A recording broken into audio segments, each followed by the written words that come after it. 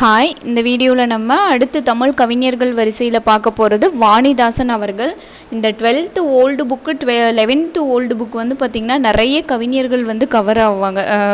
முக்கியமாக சொல்ல போனோன்னா சுரதா, கண்ணதாசன், வாணிதாசன், முடியரசன், பாரதியார், பாரதிதாசன் நிறைய மேற்கோள்கள் வந்து அதில் அதிகமாக இருக்குது. அதனால் கண்டிப்பாக 11th 12th old book at least கவிஞர்களையாவது வந்து படிச்சுட்டு போயிடுங்க. இதில் வாணிதாசன் பற்றி நம்ம பார்க்கலாம். தமிழகத்தினுடைய வேர்ட்ஸ்வொர்த் என்று புகழப்படுபவர் கவிஞர் வாணிதாசன். வாணிதாசன் அப்படின்னாவே தமிழகத்தினுடைய வேர்ட்ஸ்வொர்த் அப்படின்னு சொல்லி அழைக்கிறோம். ஸோ இந்த கொஷின் நிறைய டைம் கேட்டிருக்காங்க, ரொம்ப ரொம்ப இம்பார்ட்டன்ட். தமிழகத்தின் வேர்ட்ஸ்வொர்த் வாணிதாசன். அரங்கசாமி என்கின்ற எத்திராசலு என்பது அவரின் இயற்பெயர். இயற்பெயர் என்னன்னு கேட்பாங்க. அரங்கசாமி என்கின்ற எத்திராசலு.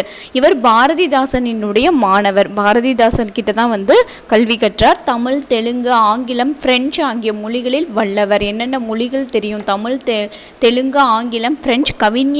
கவிஞரேறு பாவலர்மணி அப்படின்னு சொல்லி கவிஞரேறு வாணிதாசன், பாவலர்மணி வாணிதாசன் அப்படின்னு சொல்லி இந்த அழைப்பாங்க. சிறப்பு பெயர்களால் அழைக்கப்படுகிறார்.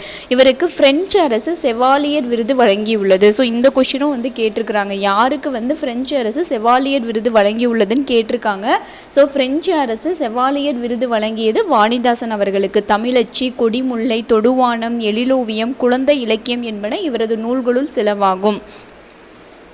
பாருங்கள், தொடுவானம் அப்படின்ற அந்த நூலில் ஓடைன்ற தலைப்பில் தான் அந்த பாடல் அமைஞ்சிருக்கு. தமிழச்சி, கொடிமுல்லை, தொடுவானம், எழிலோவியம், குழந்தை இலக்கியம் இதெல்லாம் வந்து இவர் இயற்றிய நூல்கள்.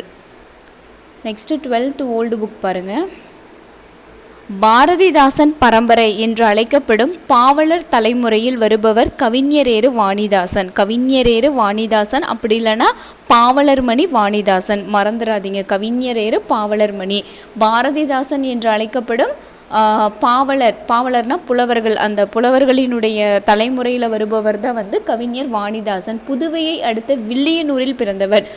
வில்லியனூரில் 22/7/1915 அரங்க திருக்காமு துளசி அம்மாள் இணையருக்கு மகவாக பிறந்தார். இவருக்கு பெற்றோர் இட்ட பெயர் அரங்கசாமி என்கின்ற எத்திராசலு. இதுதான் வந்து அவருடைய இயற்பெயர்.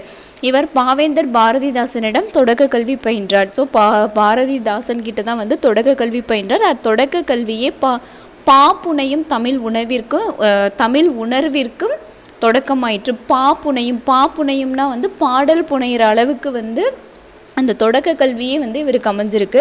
இவர் தம் பாடல்கள் சாகித்ய அகாடமி வெளியிட்ட தமிழ் கவிதை களஞ்சியம் என்ற நூலிலும், தென்மொழிகள் புத்தக வெளியீட்டு கழகம் வெளியிட்ட புது தமிழ் கவி மலர்கள் அப்படின்ற அந்த நூலிலும், அதாவது இவருடைய நூல்கள் வந்து பார்த்திங்கன்னா இது சாகித்ய அகாடமி வந்து வெளியிட்ட தமிழ் கவிதை களஞ்சியம்னு ஒரு புத்தகத்தை வந்து வெளியிட்டாங்க. ஸோ அந்த புத்தகத்திலேயும் வாணிதாசனினுடைய கவிதைகள் இடம்பெற்றிருக்கு. கொஷின் இந்த மாதிரி இருக்கிறதுல தான் வந்து கேட்பாங்க. ஏன்னா இதெல்லாம் நமக்கு அந்த அளவுக்கு தெரியாது, பரிச்சயமாக தெரியாது. சாகித்ய அகாடமி வெளியிட்ட அந்த புத்தகத்தின் பெயர் வந்து தமிழ் கவிதை களஞ்சியம் அப்படின்ற நூல்லையும், புது தமிழ் கவிமலர்கள் அப்படின்ற இந்த நூல் வந்து பார்த்திங்கன்னா தென்மொழிகள் புத்தக வெளியீட்டு கழகம் வெளியிட்ட புது தமிழ் கவிமலர்கள் அப்படின்ற நூல்லையும் வந்து வெளியிட்டிருக்காங்க. இன்னும் பற்பல தொகுப்பு நூல்களையும் வந்து இடம்பெற்றுள்ளன. உருசியம், ஆங்கிலம் முதலிய மொழிகளில் இவர் பாடல்கள் மொழிபெயர்க்கப்பட்டுள்ளன. ஸோ எந்தெந்த மொழிகளில் மொழிபெயர்ப்பு இவருடைய பாடல்கள் கவிதைகள் மொழிபெயர்ப்பு செய்யப்பட்டிருக்கு அப்படின்னா உருசியம், ஆங்கிலம் ஆகிய மொழிகளில் இவர் பாடல்கள் மொழிபெயர்க்கப்பட்டுள்ளன. இவர் பிரெஞ்சு மொழியிலும் புலமை பெற்றவர். அதனால தான் செவாலியர் விருது வந்து பிரெஞ்சு குடியரசுத் தலைவரால் வாங்கியிருக்காரு. தமிழ், பிரெஞ்சு கையகர அகரமுதலி என்ற நூலை வெளியிட்டுள்ளார். ஸோ வந்து தமிழ், பிரெஞ்சுக்கு ஒரு அகரமுதலியும் நூலையும் வந்து வெளியிட்டிருக்காரு. பிரெஞ்சு குடியரசுத் தலைவர் இவருக்கு செவாலியர் என்ற உயர்ந்த விருதினை வந்து வழங்கியுள்ளார். கவிஞரேறு, பாவலர்மணி முதலிய பட்டங்களும் வாணிதாசனுக்கு வழங்கப்பட்டுள்ளன. இயற்கை புனைவு இவருடைய பாடல்களில் சிறந்து விளங்குவதை காணலாம். இயற்கை புனைவு வந்து இவருடைய இயற்கை புனைவு இவருடைய பாடல்களில் இருக்கிறதுனால இவரை வந்து நம்ம என்னன்னு சொல்கிறோம், தமிழகத்தின் வேர்ட்ஸ்வொர்த் அப்படின்னு சொல்லி பாராட்டப்படுறாரு.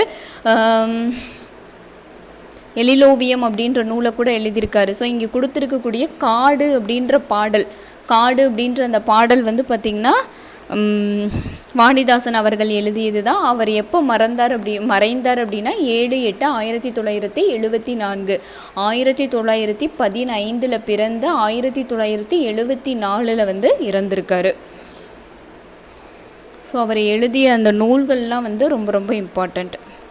இதில் பார்த்திங்கன்னா அவர் எழுதிய நூல்கள்லாம் கொடுக்கல, பட் ஆனால் 8th புக்கில் கொடுத்துருக்காங்க. தமிழச்சி, கொடிமுல்லை, தொடுவானம், எழிலோவியம், குழந்தை இலக்கியம்னு சொல்லி அவர் எழுதிய நூல்கள் வந்து இதில் கொடுத்துருக்காங்க. அந்த எழிலோவியம் அப்படின்ற அந்த நூலில் தான் அந்த காடு அந்த பழைய புக்கெலாம், இப்போ நியூ புக்கெலாம் வரத்துக்கு முன்னாடி வந்து பார்த்திங்கன்னா இந்த தலைப்பு மட்டுமே கொடுத்து கேட்டிருப்பாங்க. காடு யார் எழுதுனது, சிக்கனம் அப்படின்ற அந்த பாடல் யார் எழுதுனதுன்னெலாம் கேட்டிருக்காங்க.